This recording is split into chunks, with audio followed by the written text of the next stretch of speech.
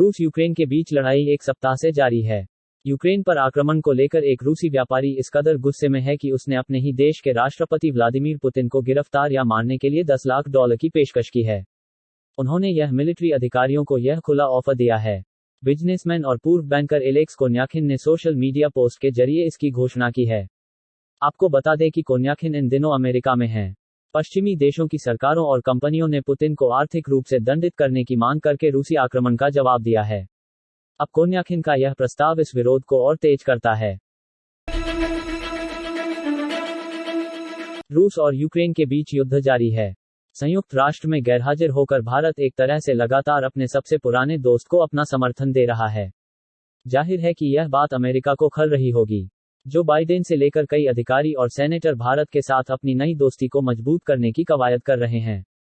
America के एक शीर्ष सेनेटर ने बुधवार को यहां कहा कि दोनों देशों के बीच बढ़ती दोस्ती के लिए अमेरिका भारत के लोगों और प्रधानमंत्री नरेंद्र मोदी का आभारी है।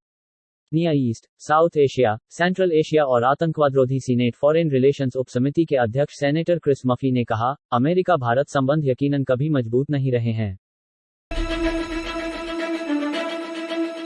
आधार कार्ड इस समय सबसे अहम डॉक्यूमेंट हो गया है। आधार हर किसी के लिए जरूरी हो गए हैं, फिर चाहे वो बच्चा हो या बुजुर्ग। आधार कार्ड केवल एक पहचान पत्र नहीं है, बल्कि इसके जरिए आप कई तरह की सरकारी योजनाओं का भी लाभ उठा सकते हैं। बता दें कि भारत में छोटे बच्चों के लिए भी आधार कार्ड बनवाना जरूरी हो गया है।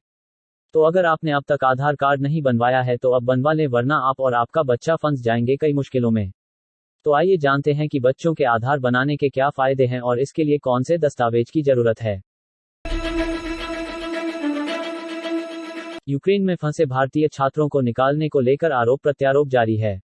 शिवसेना सांसद प्रियंका चतुर्वेदी ने इस मामले को लेकर केंद्रीय विदेश राज्य मंत्री वी मुरलीधरन पर निशाना साधा है। दरअसल, मुरलीधरन ने कहा था कि कई छात्र यूक्रेन नहीं छोड़ना चाहते थे क्योंकि यूनिवर्सिटीज ने ऑनलाइन क्लास लेने से इनकार कर दिया था। मंत्री ने कहा, हमारे छात्रों को निकालने में देरी करने का आरोप सही नहीं है। छात्र यूक्रेन छोड़ना नहीं चाहते थे, क्योंकि यूनिवर्सिटी ऑनलाइन क्लास के लिए तैयार नहीं थी। हमने 24 फरवरी से पहले छात्रों को यूक्रेन छोड़ने के लिए अपनी पहली एडवाइजरी जारी की था। इस पर प्रियंका चतुर्वेदी ने ट्वीट करके कहा, सर, प्लीज स्टॉप। कृपया छात्रों को दोष न दें, ऐसे में जब वे मानसिक रूप से पीड़ित हैं और खार्किव से बाहर निकलने के लिए संघर्ष कर रहे हैं। यूक्रेन में पढ़ रहे 21 वर्षीय भारतीय मेडिकल छात्र की रूसी गोलाबारी में मौत के बाद विपक्ष हमलावर है। केंद्र पर छात्रों को स्वदेश लाने में देरी का आरोप लगाया जा रहा है। मध्य प्रदेश विधानसभा 2 साल से बिना डिप्टी स्पीकर के चल रही है और यह मुद्दा 7 मार्च से शुरू होने वाले बजट सत्र के बीच फिर से तूल पकड़ने वाला है। मार्च 2020 में जब कांग्रेस सत्ता में थी, उस दौरान हीना लिखीराम कांवर विधानसभा की अंतिम उपाध्यक्ष थीं। उसके बाद भाजपा सत्ता में लौटी और पद खाली हो गया।